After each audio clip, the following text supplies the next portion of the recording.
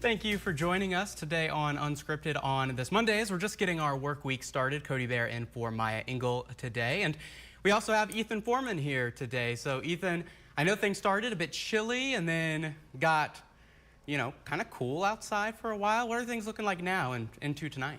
Yeah, some areas in the inland areas this morning, Cody, got down into the low 40s this morning.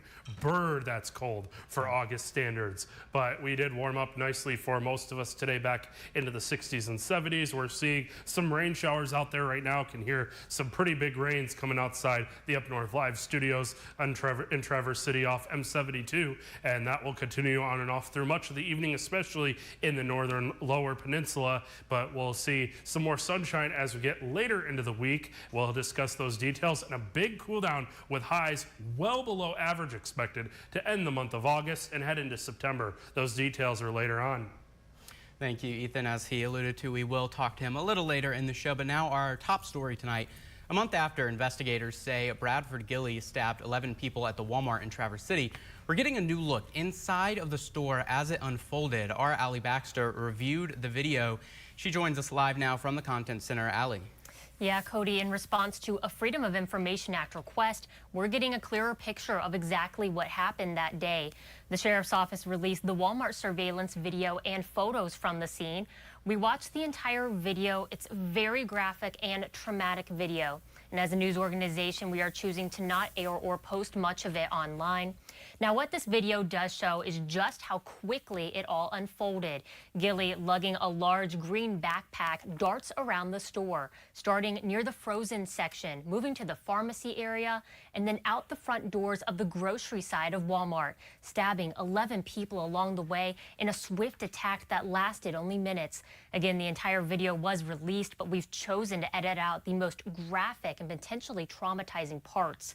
Here, you see a different angle of the viral confrontation between Gilly and several shoppers who stepped up to stop him, chasing Gilly around with shopping carts and losing shoes in the process.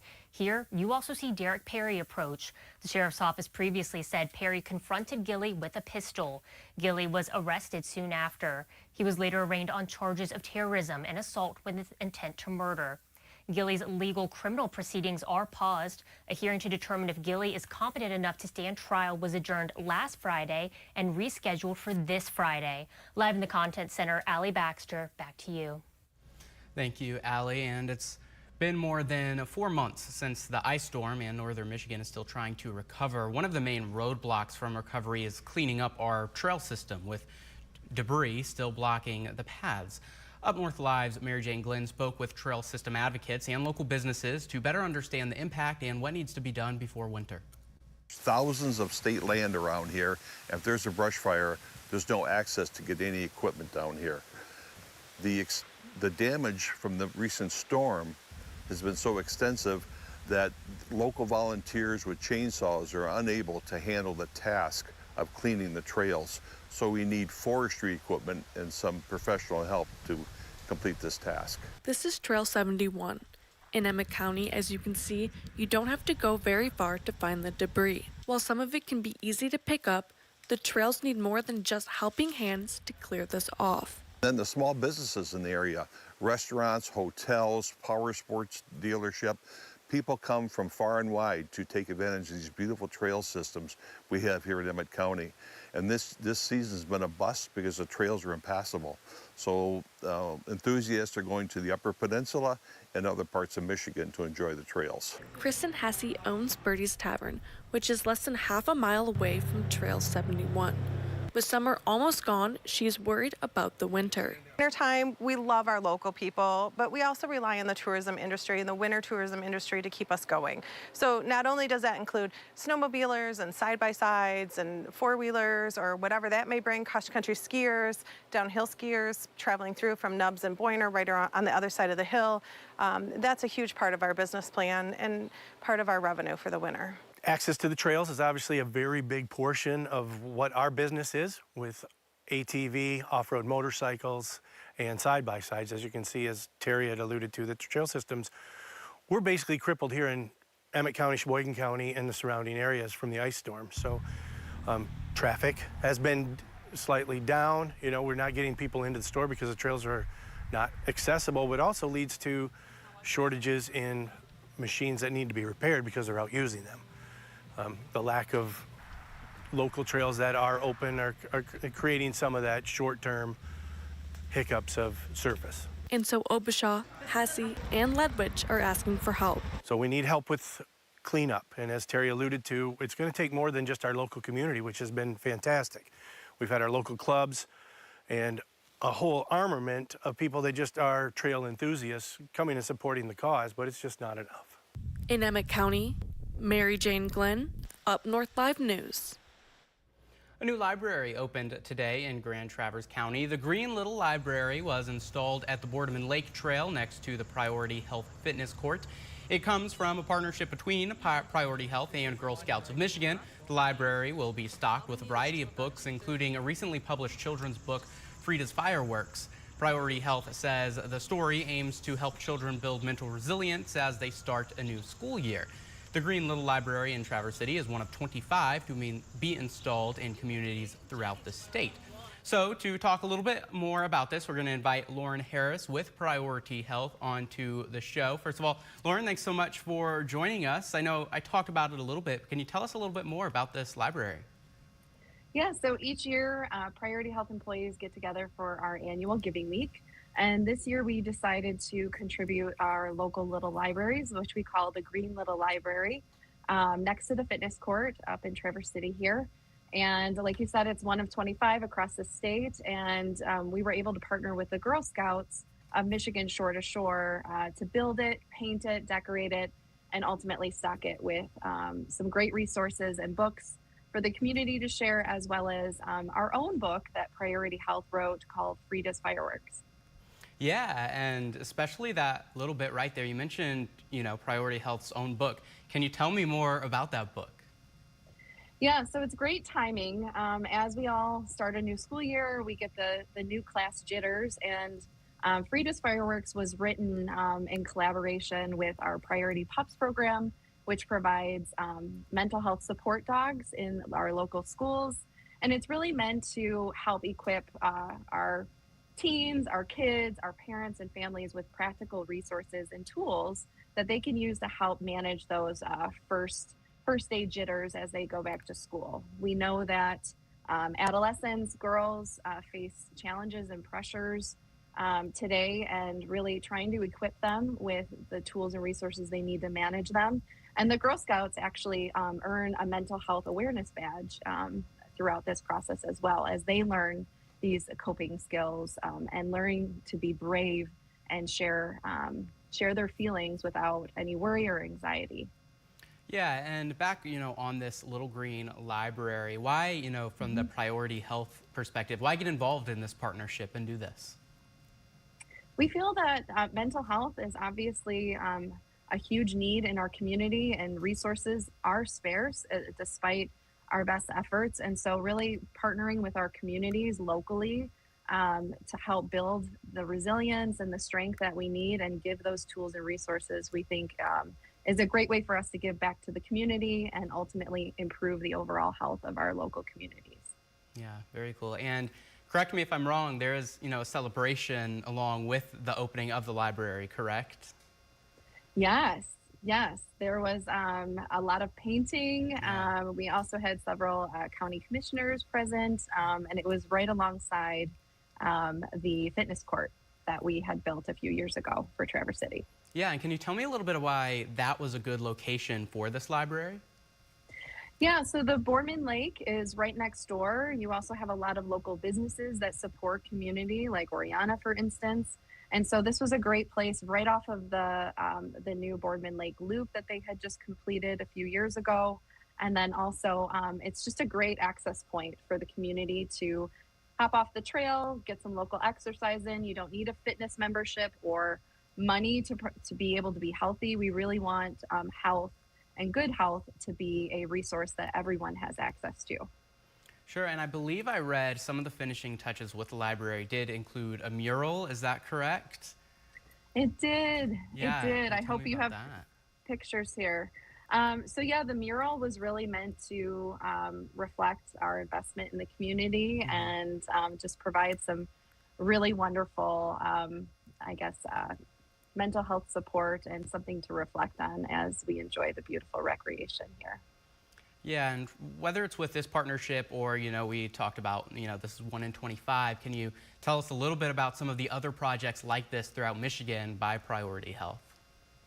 Yeah, so I mentioned the fitness court. So we built one here in Traverse City. We also have one in Blair Township that opened back in 2021. We also have the Priority Pups program, as I mentioned, where we actually partner with a training dog organization that works with pups to be able to be in the schools as those mental health support dogs. And we provide that and sponsor those dogs throughout several school districts across Michigan. Very cool. Those are the biggest questions we had for you, Lauren, but is there anything else that you wanted to talk about or want people to know before we let you go? No, just that we love Northern Michigan. My kids were actually over at that court today when they were participating with Norte, and I know it's frequently used across a lot of different organizations in Northern Michigan. So just wanted to say thank you. And thank you to Grand Traverse County for continuing to support our community efforts in Northern Michigan. Yeah, Lauren Harris with Priority Health. Thanks so much for joining us and talking about that with us a little bit. And from books to boats, Traverse Connect hosted their annual e-boat demo and Mich Auto's outdoor recreation roundtable with an addition this year. Several innovators, industry leaders, and policymakers gathered at the Elk Rapids Marina for their inaugural Reshore event.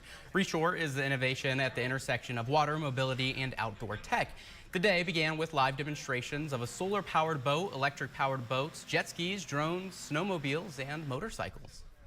We want to be the place where the industry looks for solutions to the challenges it faces to be more sustainable and more enjoyable going forward. If Michigan be that place, then we can grow the economy really easily here in Northwest Michigan.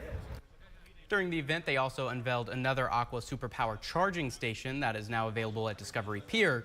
This marks the third Superpower charger station for electric boats on West Bay, as seen in Elk Rapids and Northport marinas. And our question of the day has to do with this. The question today is, would you ever consider buying an electric boat? Right now, the vote is 21% yes, 79% no. There's still time to vote on our UpNorthLive website, upnorthlive.com, or our UpNorthLive Facebook page. We'll take another look at that at the end of the show. An endangered butterfly that's been scarce in Michigan is making a comeback. Meteorologist Ethan Foreman explains what you can do to protect it from becoming endangered again. There is a rare butterfly that is making a reappearance in parts of Michigan, particularly on the west side of the Lower Peninsula. The Carner blue species has been mostly seen in areas near the Muskegon River in Oceana, Mecosta, and Newaygo counties. It lives only in a few selected habitats in maybe a dozen Michigan counties, and it's on the state and federal endangered species list. Because its habitats are frail, and many of them were converted to agriculture or other things over time. There are over 150 breeds of butterflies in Michigan, but the Carner has been one of the most endangered. The upper surface of males is a very deep blue with some iridescent sheen. The upper surface of the females are more brownish, actually, and they're really drab and hide well. A lot of butterflies in Michigan have gone endangered due to the loss of habitat and degradation, but the Carner blue has been one of the species that have been the most impacted. There's been a tremendous amount of work with National Forest Service and Michigan conservation units like the DNR to restore habitat space for this butterfly, to make sure that lands are managed in a manner that provide it both food and shelter. Elsner says that to protect the Carner blue, there needs to be limited use of pesticides when possible. Organizations like the DNR have adequate funding, and federal organizations like the Forest Service that are the ones that are doing the habitat restoration, monitoring, and keeping track of this butterfly. Ethan Foreman, UpNorthLive News. Estimates show there were less than 100 Carners in Michigan in 2018. That number is now closer to around 10,000. We're going to take a quick break. When we get back, we'll check in with Ethan about the weather forecast for the rest of the week. Keep it here. I'm Jada Johnson from Big Boys TV, and the Fish and Game Report is sponsored by Johnson's Propane.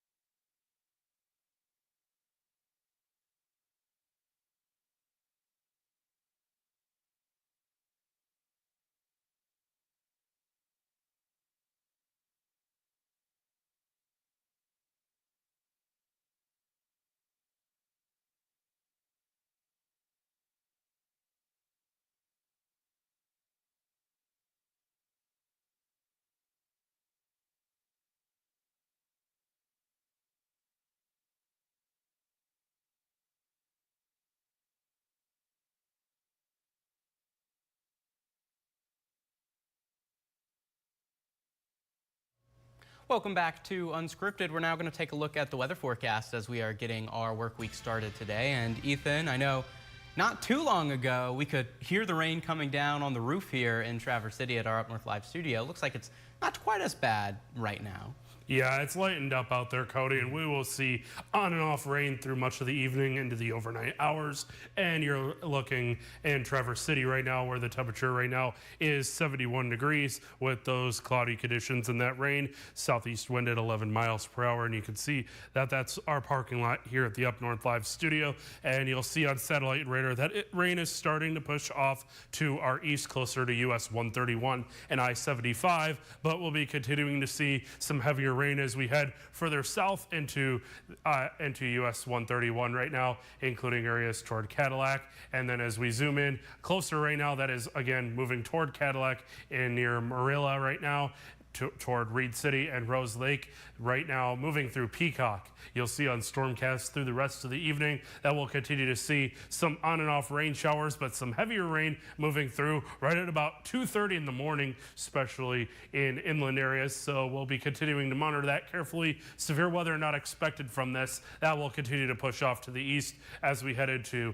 overnight into early Tuesday afternoon. And by the middle part of the day, most of us see some clearing conditions west of US 131, but we'll see some more lake effect rain showers starting to develop in the UP as we head into Tuesday night and Wednesday morning. Most of that won't affect your commute on Wednesday, but as we head into the lower peninsula, we'll see more sunshine on our Wednesday, more clouds in the UP. Rainfall amounts will vary, with some getting hardly anything at all, especially in the northern, or in the UP rather, but in the northern lower, some of those heaviest bands could see as much as 2 to 4 inches of rainfall when all said and done.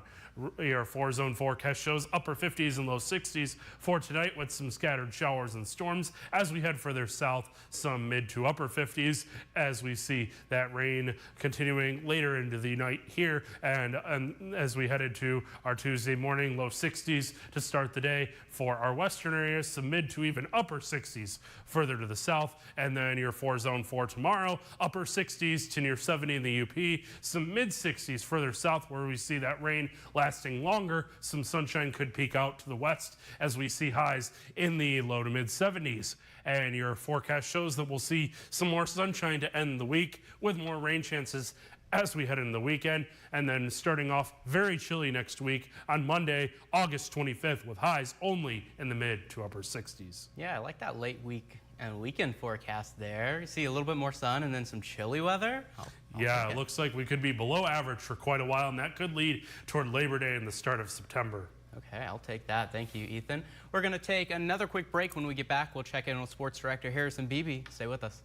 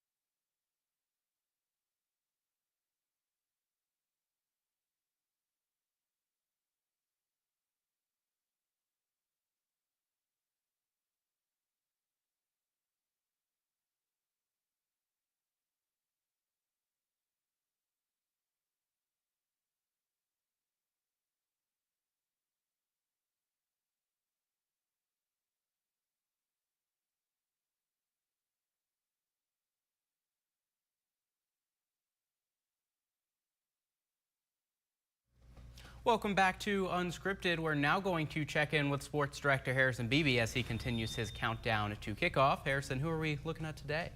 Yeah, Cody, we caught up with Traverse City St. Francis for today's countdown to kickoff segment. The Glads, always one of those teams in the mix for a state championship, although they haven't won a state title in football since 2009. They did, however, just win a state title in baseball this past spring, and a lot of those guys have trickled over onto the football team, so there's some of that winning culture there already, but there's an emotional hook to this year's team. Josh Sellers has been the head coach in his second stint with the Gladiators now for about 10 seasons. He's trying to help get them back to the top of the mountain as far as high school football is concerned. But before Josh, Larry Sellers, his dad was a longtime head coach for St. Francis. Larry unfortunately passing away a few weeks ago, and they had the funeral service for him last week. We caught up with Josh right after the funeral, in fact the day after the funeral last week, to ask him about the emotions of the season and what it means to have one without his dad. Speak to, obviously, your dad's legacy with the program was already established, but just now as a reminder of what kind of blueprint he really left for St. Francis football and for you as a head coach. Yeah, he was my role model, right? I mean, you don't get much better than play for your dad and then coach with your dad and then learn from your dad. Everything that has to do with not even just the X's and the O's, but everything else that makes football the sport that it is. So it was a fantastic visitation. It was a fantastic funeral mass, and everything went really well. Saw a lot of familiar old faces, haven't seen in a long time, and that really speaks to the impact that he had on a lot of different people. Well, and kind of a strange question to ask with the season, not even really starting, but how do you feel this season will be a little different? Not to say you're like dedicating it to him, but I guess how does this feel different now that he's no longer here? Yeah, so one of my final moments with him before we closed the casket was, I'm going to need some play calls from heaven. So he'll be watching us from the big press box in the sky, I guess.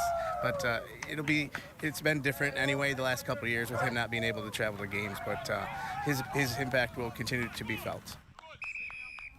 It's definitely an emotional season for the Gladiators on the field, Cody. And Cody, believe it or not, we're just over a week away from games starting next Thursday night's opening night. St. Francis will open up the next night, next Friday, at home against Glen Lake. Well, coming up quick.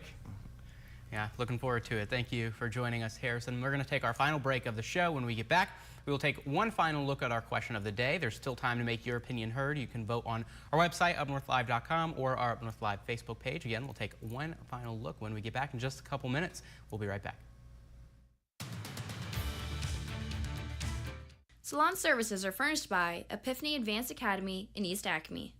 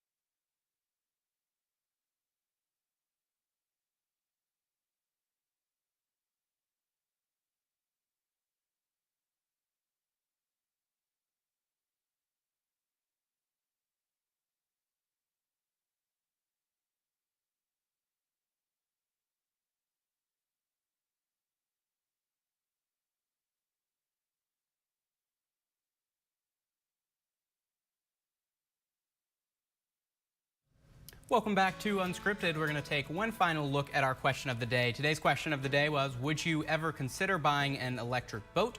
As of right now, the vote is 20% yes and 80% no. If you voted, thanks so much for weighing in and giving your opinion on that. And thank you for watching Unscripted. Have a great night, Northern Michigan.